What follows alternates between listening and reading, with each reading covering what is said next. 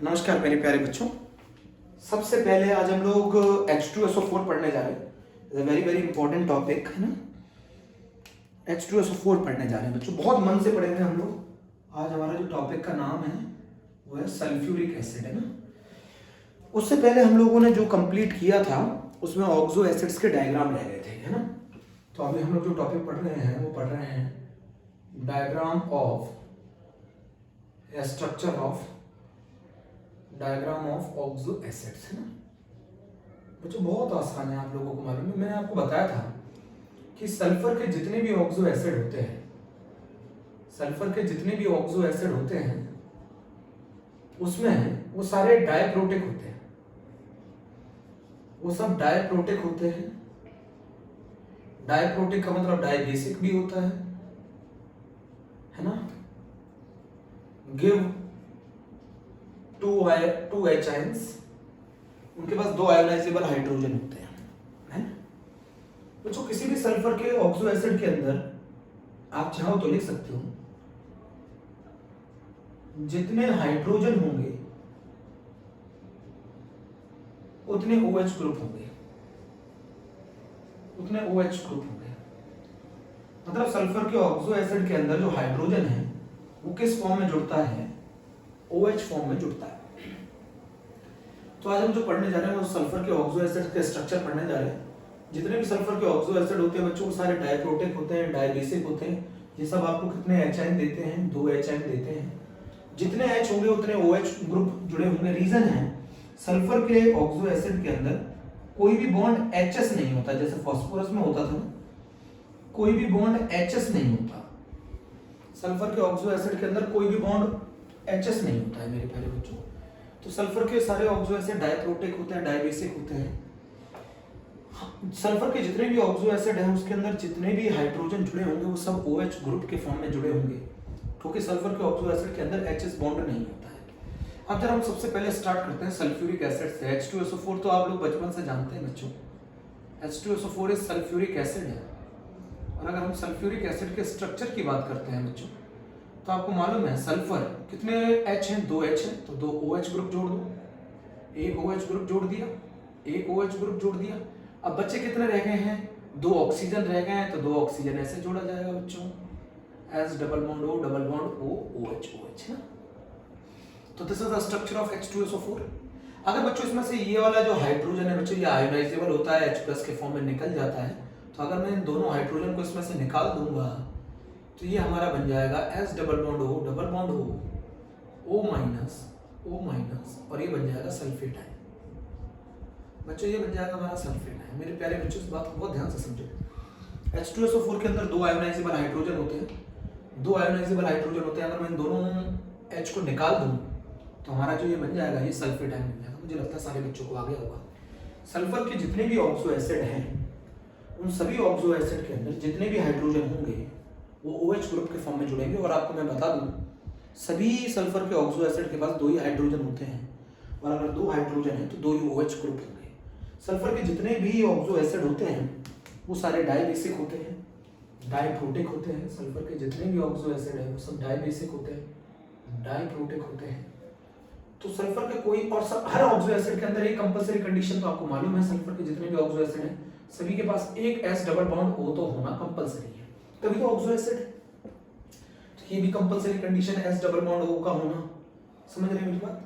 और sulphur maximum covalency 6 show कर सकता है, ये भी आप सभी को मालूम है। तो अगर हम H2SO4 की बात कर रहे हैं तो आपने इतना सीखा।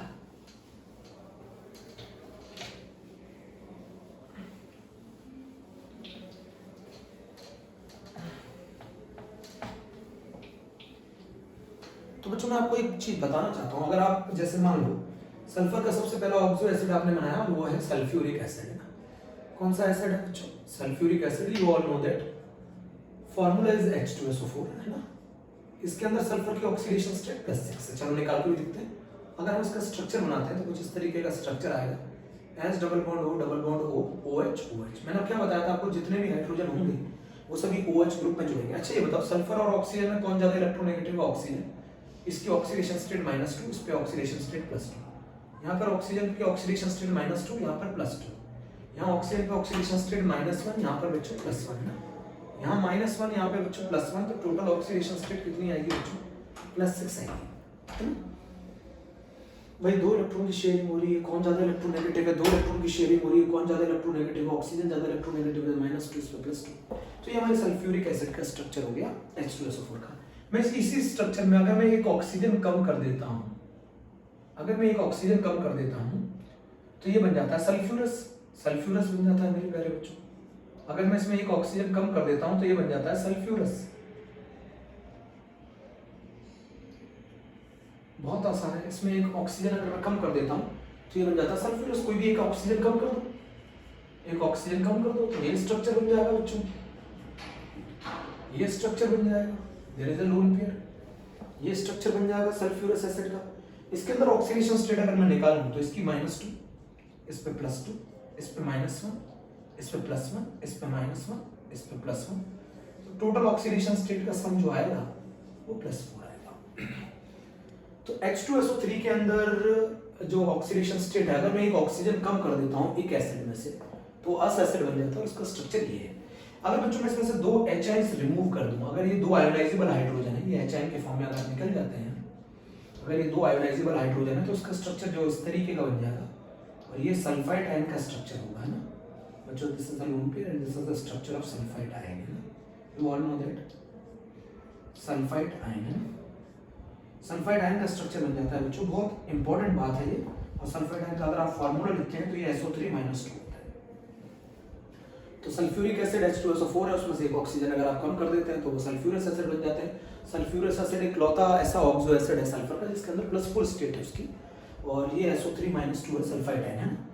तो आपको मैंने पहले भी सिखाया था कि अगर मैं अस एसिड में से अगर H आयन निकाल देता हूँ तो ये इसके साथ क्या जुड़ जाता है? आइड जुड़ जाता है। और अगर हम एक एसिड में से H आयन निकाल देते हैं तो इसमें ईट जुड़ जाता है। जरा इस बात को आप लोग नोट कर लें पॉइंट लिखकर कि ये बात बहुत इंपॉर्टेंट है। तो सल्फ्यूरिक एसिड H2SO4 है जिसके अंदर सल्फर की ऑक्सीडेशन स्टेट +6 है। सल्फ्यूरस एसिड H2SO3 है जिसके अंदर सल्फर की ऑक्सीडेशन स्टेट +4 है। और ये सल्फाइड आयन है जिसके अंदर सल्फर की ऑक्सीडेशन स्टेट +4 है। ये 2 आयोनाइजेबल हाइड्रोजन है, इसीलिए सल्फर के जितने भी ऑक्सो एसिड होते हैं वो सब नेचर में डायबेसिक होते हैं। मेरी बात इतनी सुननी चाहिए थी। सल्फर के जितने भी ऑक्सो एसिड होते हैं सारे डायबेसिक होते हैं। तो आप लोगों ने यहाँ तक सीख लिया है। और अगर अस में से H निकाल देते हैं तो वाइट बना लेता है, और एक में से अगर आप इनके सॉल्ट जो बनाएंगे आप, तो अस का अगर आप सॉल्ट बनाएंगे तो आइट जोड़ेंगे लास्ट में, एक का सॉल्ट बनाएंगे तो एट जोड़ेंगे। इसीलिए अगर सल्फ्यूरिक एसिड में से अगर आप H निकाल देते हैं तो वो सल्फेट बना लेता है, और अगर आप सल्फ्यूरस एसिड में से H निकाल देते हैं तो वो सल्फाइड बना लेता है। तो इतनी बात मैंने नोट कर ली है। अब जरा बच्चों यहाँ पर मैं बात बताना तो चाहता हूँ, वो हमारी बात बहुत इंपॉर्टेंट है।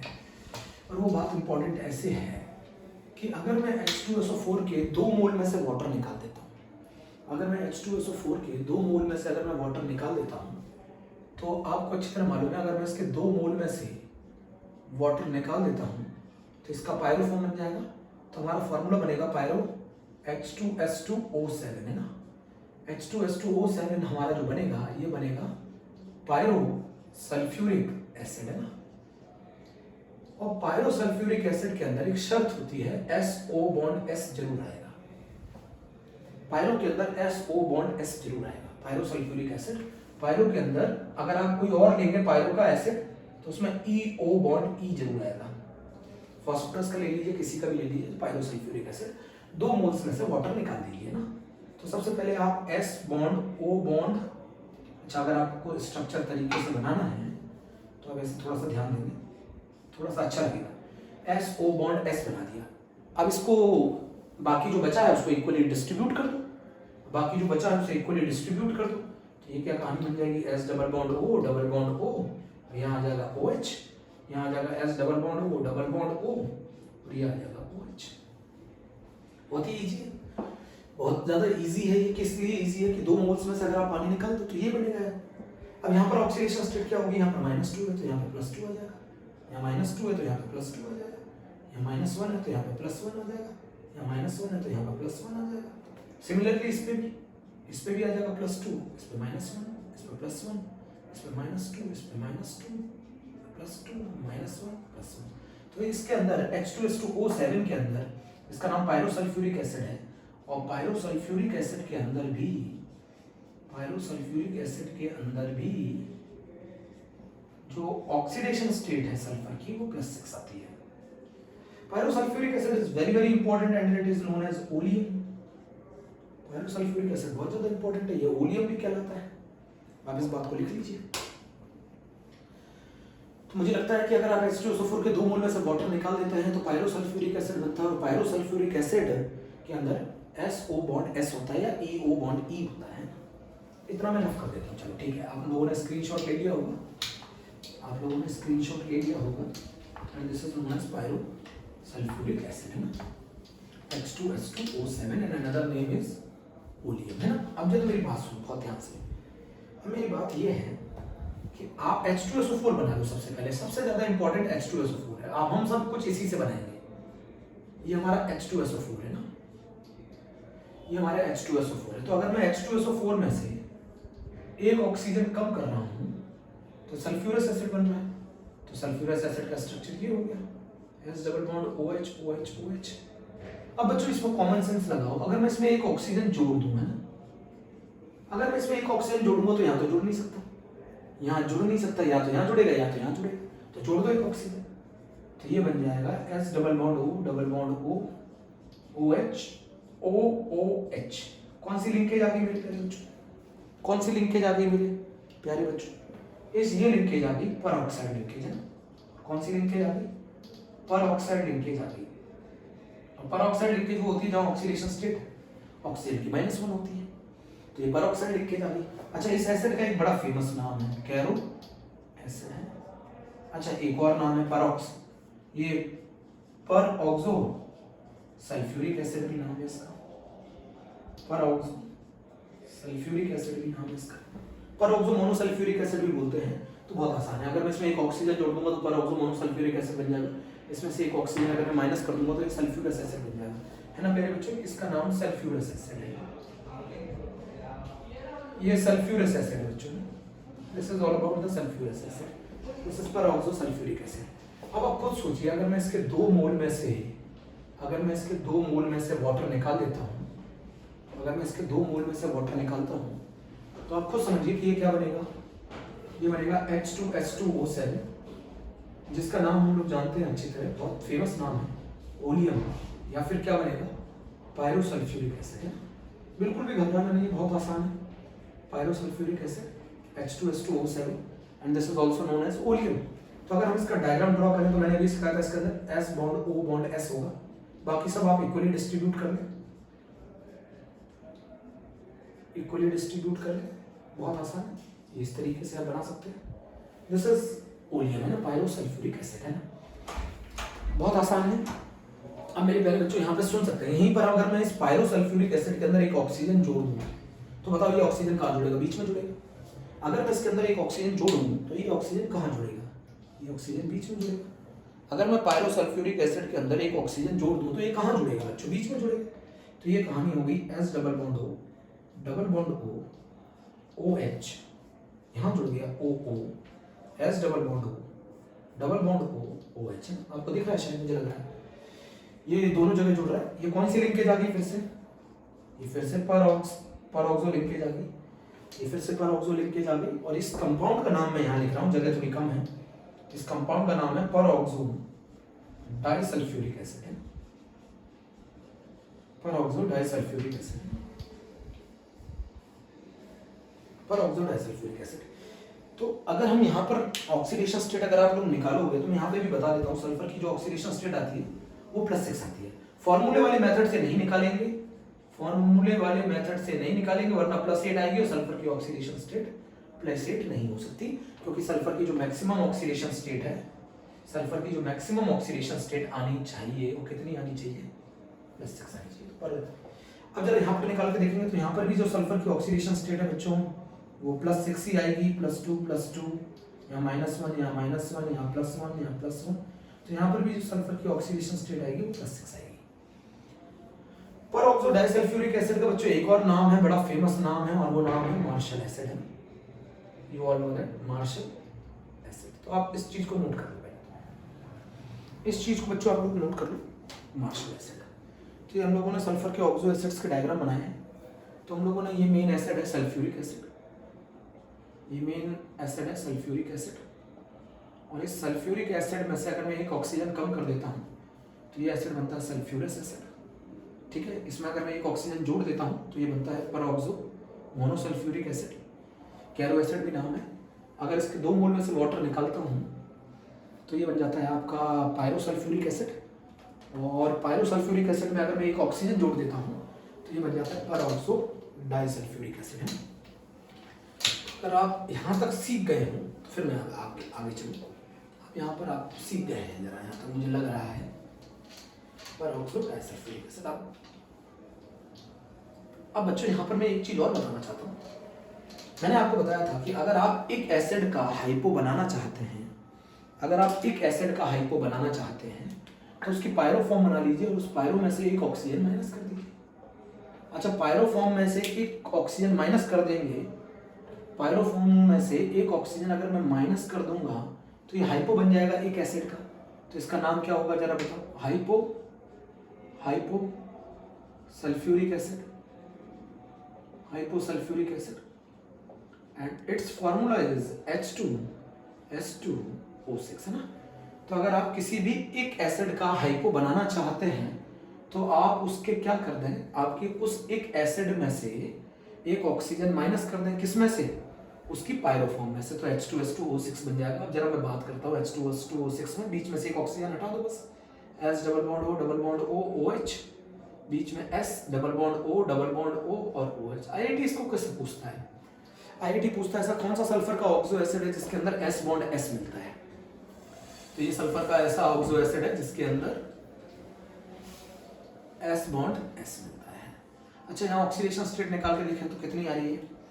अगर मैं यहाँ ऑक्सीडेशन स्टेट निकाल के देखूँ तो यहाँ ऑक्सीडेशन स्टेट आ रही है -2 यहाँ आ जाएगी +2 यहाँ आ जाएगा -1 यहाँ आ जाएगा +1, यहाँ भी आ जाएगा +2 और +1।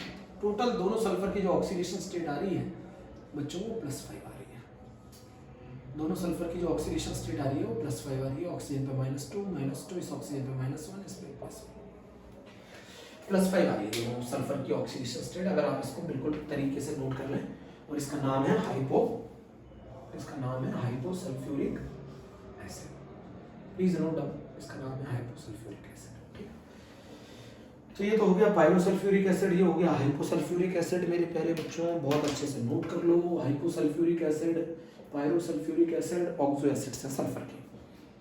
मुझे लग रहा है, ये उम्मीद है मुझे आप लोगों ने कर दिया होगा।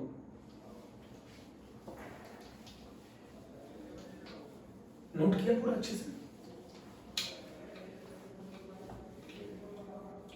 अब बच्चों मैं एक चीज और बताना चाहता हूँ आपको। सल्फर का एक ऑक्सो एसिड ऐसा भी है जो H2SO4 से डेराइव्ड है। जैसे ये मान लो ये H2SO4 है, इसमें से एक ऑक्सीजन की जगह अगर आप सल्फर जोड़ दोगे, एक ऑक्सीजन की जगह सल्फर जोड़ दो, तो एक ऑक्सीजन की जगह जैसे आप सल्फर जोड़ोगे तो ये बन जाएगा H2S2O3। तो एक सल्फर जुड़ जाने से एक नाम आ जाता है कौन? थायो। इसका नाम है थायोसल्फ्यूरिक एसिड। इसका नाम बच्चों थायोसल्फ्यूरिक एसिड, वेरी वेरी फेमस। अगर हम ऑक्सीजन की जगह सल्फर जोड़ देंगे तो इसका नाम हो जाएगा बच्चों थायोसल्फ्यूरिक एसिड है।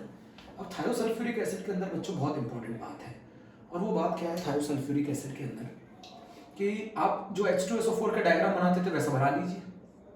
आप H2SO4 का जो डायग्राम बनाते थे वैसा डायग्राम बना लीजिए, एक ऑक्सीजन की जगह सल्फर जोड़ दीजिए, तो कुछ कहानी ऐसी हो जाएगी, S double bond O S double bond S और OH ऐसा डायग्राम बना सकते हैं। S double bond S double bond O और OH। इस सल्फर के बच्चों यहाँ पर एक कहानी इंपॉर्टेंट है। सल्फर की जो इलेक्ट्रोनेगेटिविटी है वो ज़्यादा है क्योंकि ये sp2 हाइब्रिडाइज्ड है, और सल्फर की जो इलेक्ट्रोनेगेटिविटी है वो कम है, ये sp3 हाइब्रिडाइज्ड है। इस सल्फर की जो इलेक्ट्रोनेगेटिविटी है वो कम है। क्यों भाई? इस सल्फर की ज्यादा क्यों है? यहाँ परसेंटेज ऑफ S कैरेक्टर ज्यादा है 33.3%, यहाँ परसेंटेज ऑफ S कैरेक्टर 25% है। तो ये सल्फर ज्यादा इलेक्ट्रोनेगेटिव है, तो ये 2 इलेक्ट्रॉन को अपनी तरफ खींचेगा। इस पे चार्ज आ जाएगा +2, इस पे आएगा -2, इस पे चार्ज आएगा +2, इस पे आएगा -1, इस पे आएगा +1, इस पे आएगा -1, इस पे आएगा +1। तो अगर कभी आपसे क्वेश्चन पूछ ले कि इसके अंदर जो दो सल्फर हैं इन में कौन कौन सी ऑक्सीडेशन स्टेट होती है, तो बड़ा आसान आंसर है। एक सल्फर पे ऑक्सीडेशन स्टेट +6 होती है और एक पे -2 होती है, और इसका जो एवरेज आता है वो आता है एवरेज 2 आता है। कैसे आता है 2? +6 और -2 डिवाइडेड बाय 2। तो जो आपको ये जो फॉर्मूले से जो ऑक्सीडेशन स्टेट निकालते हैं हम, ये जो +2 आती है ये एवरेज है, बट अगर आप स्ट्रक्चर से निकालते हैं तो उसके अंदर एक सल्फर की ऑक्सीडेशन स्टेट +6 आती है और एक की -2 आती है। तो इसका नाम बड़ा फेमस है थायोसल्फ्यूरिक एसिड। और इसी का जो आयन होता है आपको अच्छी तरह पढ़ा होगा, इसका नाम ये अनस्टेबल है Na2S2O3। बताओ इसका नाम क्या होता है? नाम होता है इसका सोडियम थायोसल्फेट। इसका क्या नाम होता है मेरे प्यारे बच्चों? इसका नाम होता है सोडियम थायोसल्फेट। मैंने क्या भी सिखाया था? सल्फेट है, सोडियम थायोसल्फेट। तो अगर मैं आपसे पूछूं कि what is the formula of thiosulphate ion, ये भी डाई बेसिक है, तो थायोसल्फेट आयन का फार्मूला होता है S2O3-2। नोट कर लें, थायोसल्फेट आयन का क्या फार्मूला होता है? S2O3-2। डी ब्लॉक के अंदर काफी ज्यादा इसकी इंपॉर्टेंस है। ठीक है बच्चों, तो हम लोगों ने सल्फर के सारे ऑक्सो एसिड्स को सही से पढ़ लिया है। सल्फर के सारे ऑक्सो एसिड्स और उनके डायग्राम को हम लोगों ने तरीके से पढ़ लिया है। क्या मैं इसको रफ कर दूं बच्चों? ठीक है।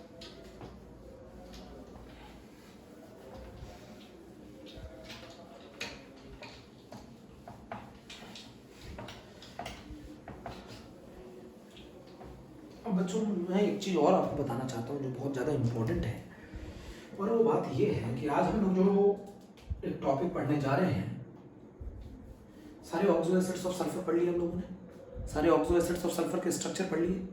बोलो बच्चों, नोट कर लो। ऑक्सो एसिड्स ऑफ सल्फर के डायग्राम मुझे जरा आप लोग इसको सेंड करें, है ना, ग्रुप में सारे डायग्राम को, तब मैं चेक करूंगा कि आपने सही से पढ़ा है कि नहीं पढ़ा है।